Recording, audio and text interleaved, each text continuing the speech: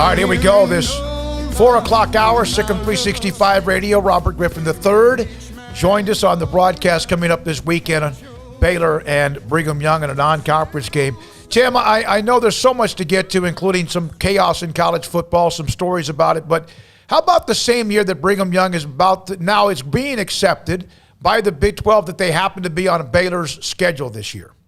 Yeah, how about that? And, in a lot of ways, they cleared the way, I think, in a lot of ways for a number of schools, including Big 12 schools, by losing last week. Yeah. Yeah. I mean, that one really surprised me.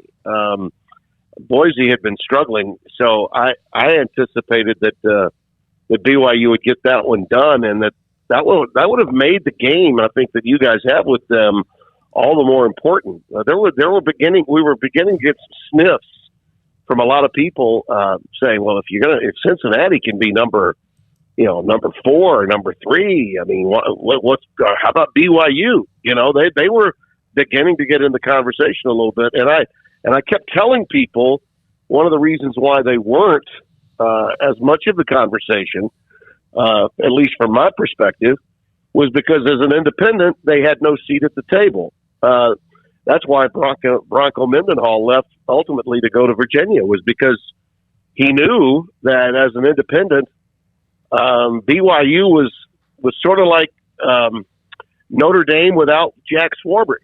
If you don't have Jack Swarbrick, you got no seat at the table if you're an independent. So I thought it was essential for them to get in a league.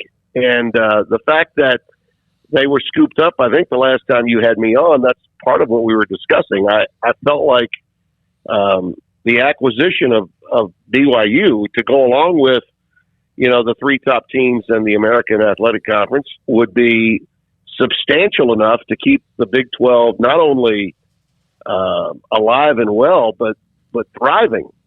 I mean, you lose obviously 2 marquee brand names, no question about that.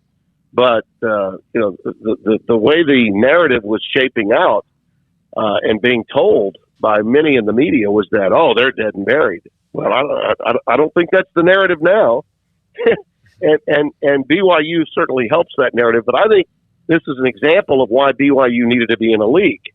Being in the Big 12 gives them a seat at the table where it comes to the college football playoff. I mean, let's face it, Notre Dame is an anomaly. They're in their own category.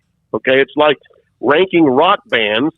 Okay, you have to put the Beatles in their own category. The Beatles have a seat at the table, even though they have to be in a league with the Rolling Stones and Fleetwood Mac and everybody else.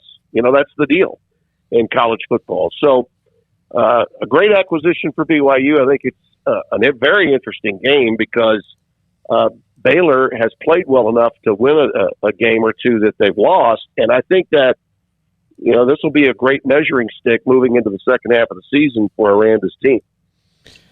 Tim, what do you think about the Alabama's possibilities going forward now that they've lost their mulligan one that nobody clearly thought they would have at this point in the season? Well, congratulations to A&M. I didn't see that one coming any more than anybody else in my business saw it coming. Although, given the season we've had, we shouldn't be surprised. We shouldn't be shocked. I mean, we really shouldn't. Florida, who got spanked at Kentucky, gave Alabama all they wanted and was in a position to tie the game. Didn't get it done with a questionable 2-point conversion play. So to think that, I guess, to find the right mix and to be a quarterback whisperer at a time when you needed it, Jimbo was able to pull it off. But more oftentimes than not, when it comes to Alabama, I think we have to understand that they are a team that has an incredible reputation based on success, tremendous success, and sustained success that no one else in college football has ever had. Now, that doesn't necessarily translate that they are that much better than everybody else at every position. Now, that's just a flawed thought process. And again, part of the narrative.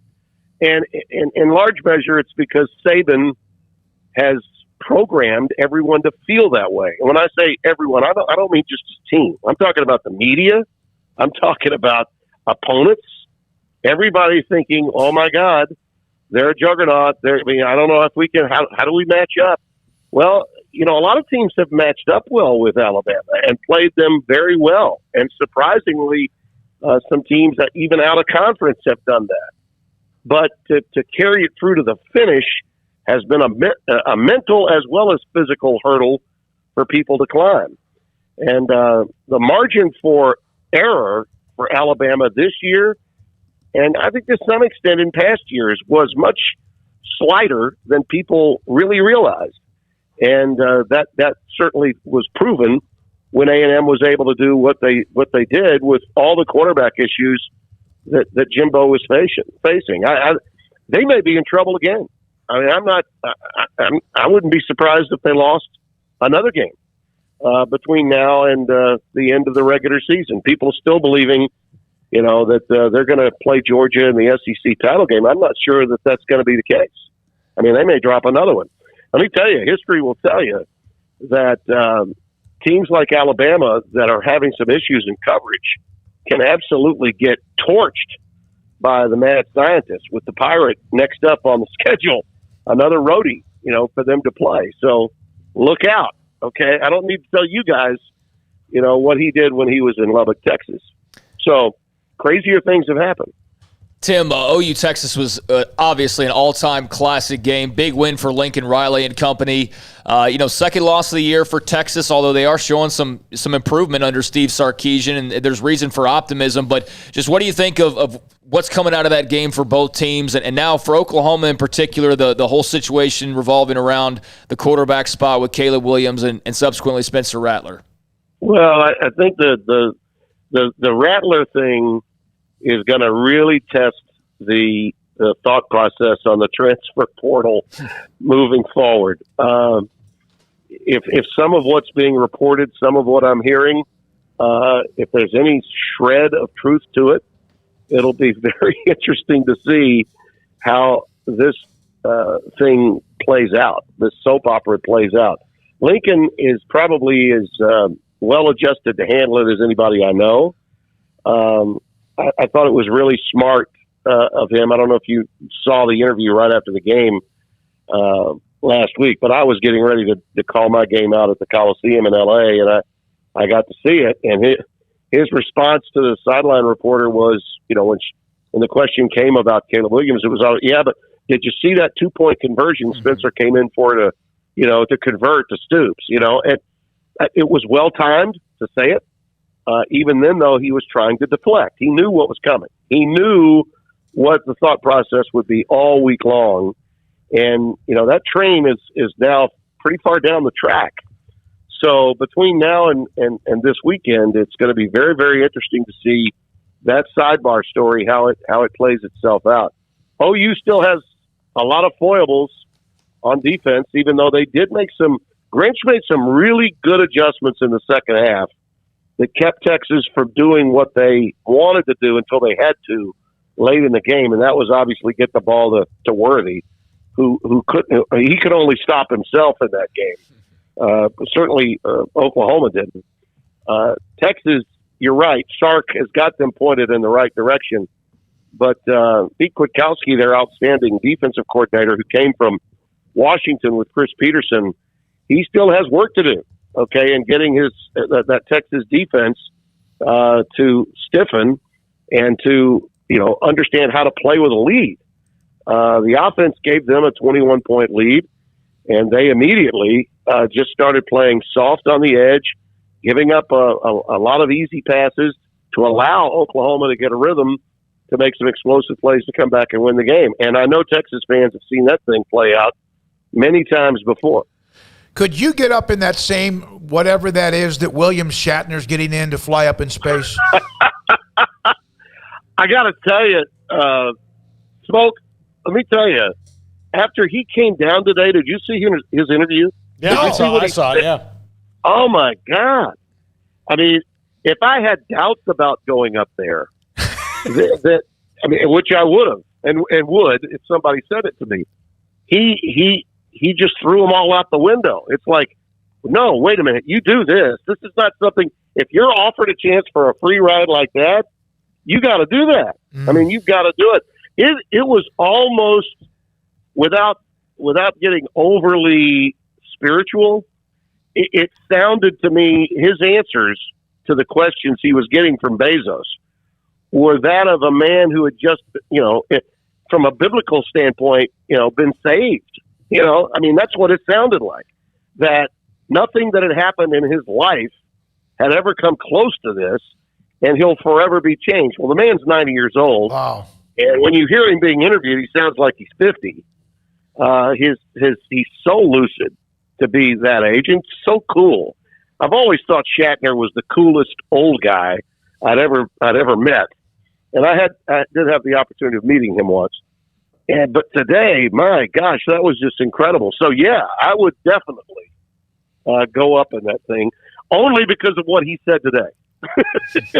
Yep. I want to see that little thin layer of blue and then go black. I want to be able to see that. I want to experience that. That's incredible. That's an amazing story. Hey, by the way, congratulations on helping Dale Brown finally get that. Thank you. Yeah, I saw you speaking in front of whoever it was. Maybe it was the Board of Regents or somebody. Board of Supervisors down there. Yep, back in August. Mm-hmm. So, no, go ahead. I mean, that meant a lot to you. That's a passion for you. Yeah, it did. And as is oftentimes the case in Louisiana, we're really bad about getting in our own way with the different layers of bureaucracy and political dribble that has always been a problem historically for our state. And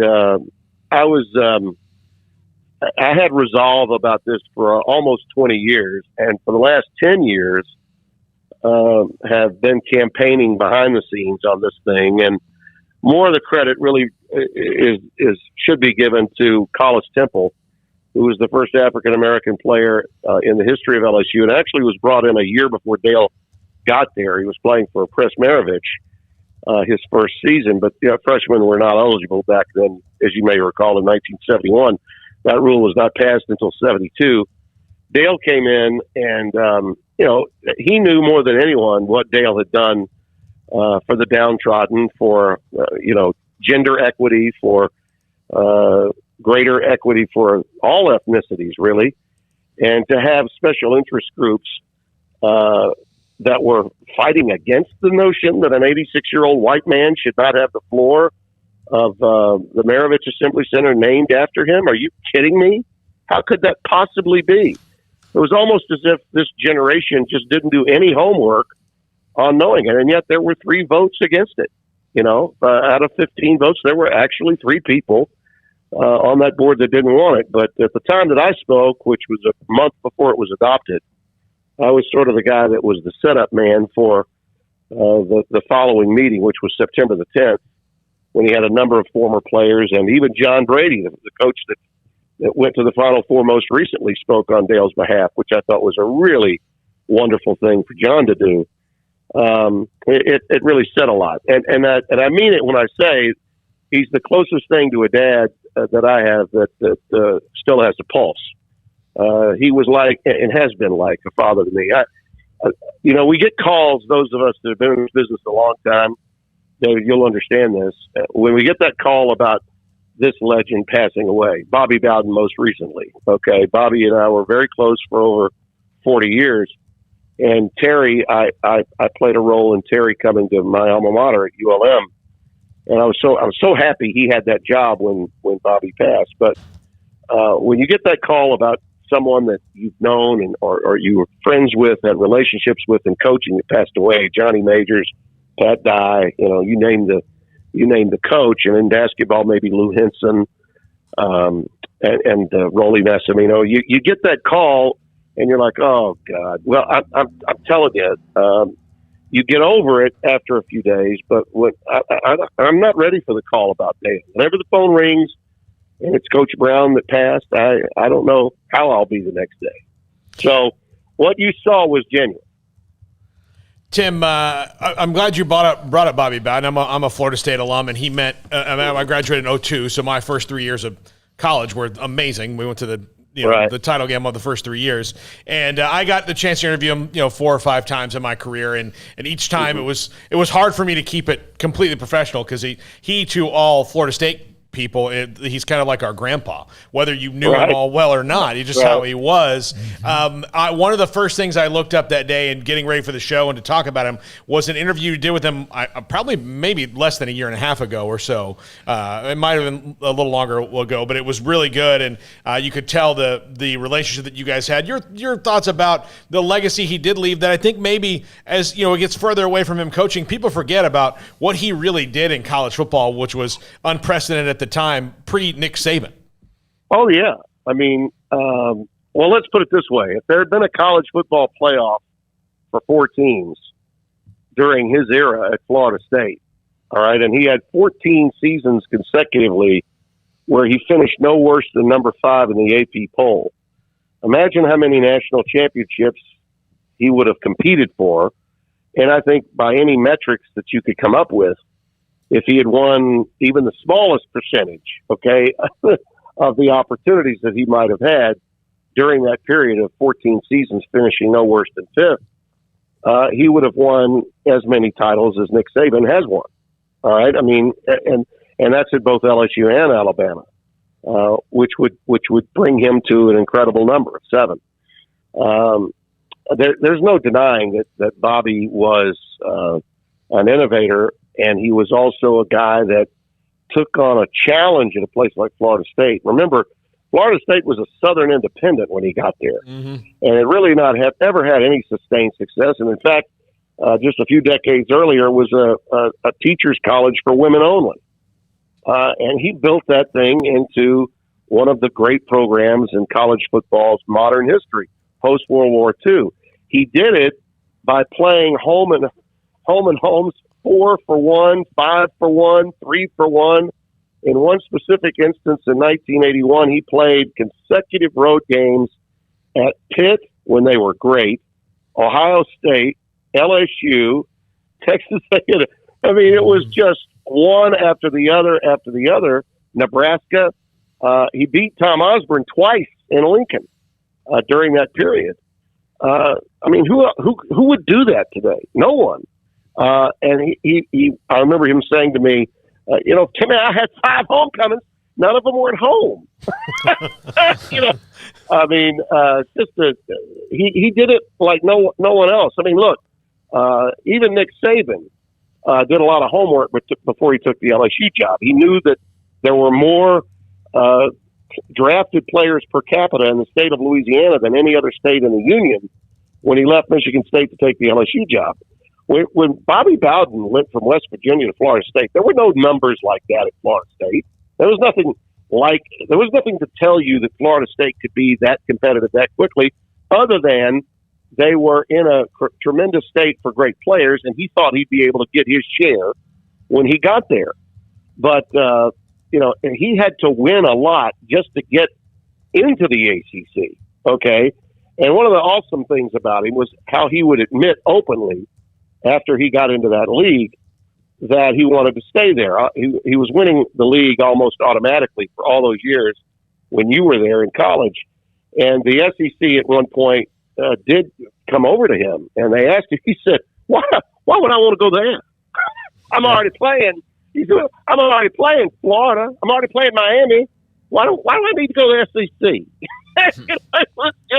He was so candid, so honest, almost to a fault, and so accessible. And he was ahead of the game. His peer group was Schembechler and Paterno and guys that would, they were wonderful people, but they really didn't like the media or being around them very much. Bobby not only was happy to talk to you, genuinely excited to see you, but he would print his name in the phone book so anybody could call him. I mean, that's what set him apart. Bobby Bowden, and I'll use this line very rarely, but it definitely applies with him. He's the greatest human being to have ever coached football. Now, you could argue that there are greater coaches of football. Okay. You want to go that route? That's fine with me. You want to say that maybe on Mount Rushmore, Saban and Bryant and a few others might go ahead of Bobby Bowden.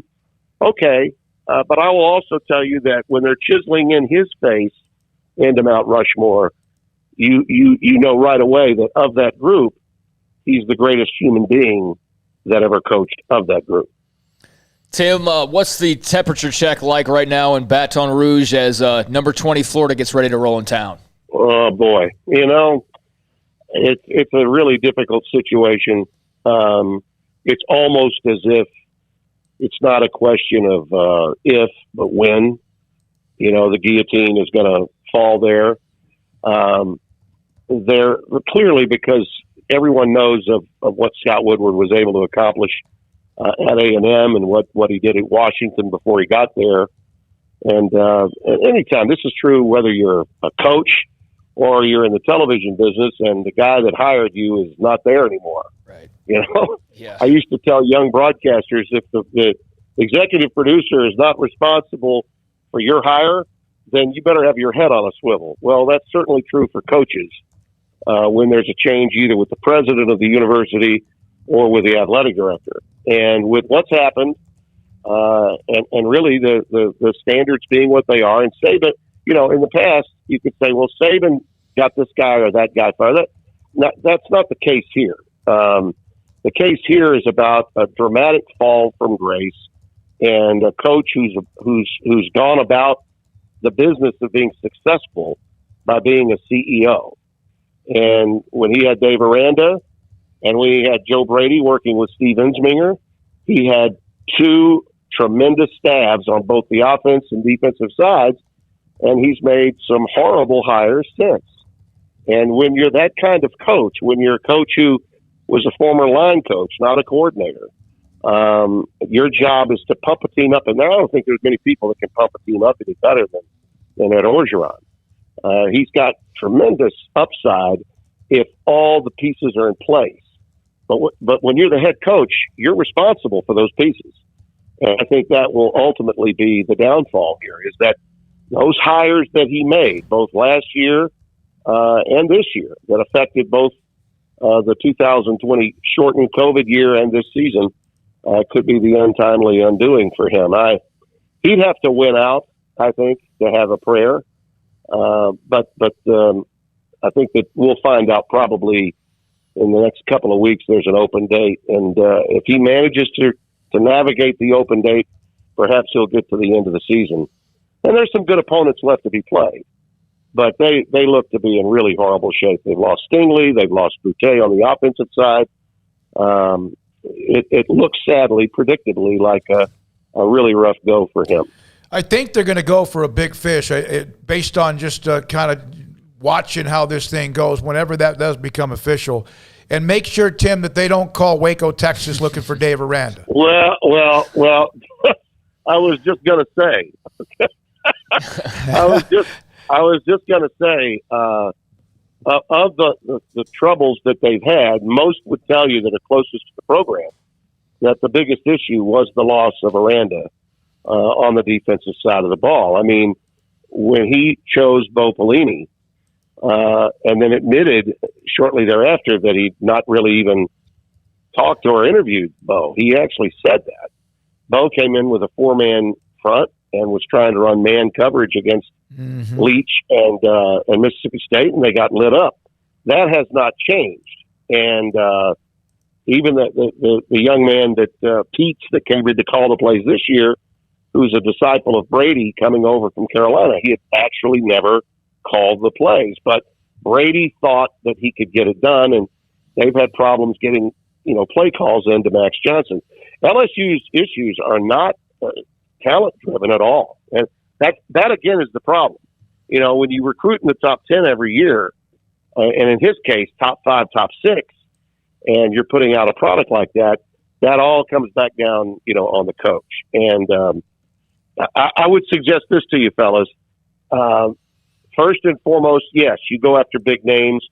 If you make the decision to let Ed go in season, it's because you feel like you're going after the same names USC is going after, right?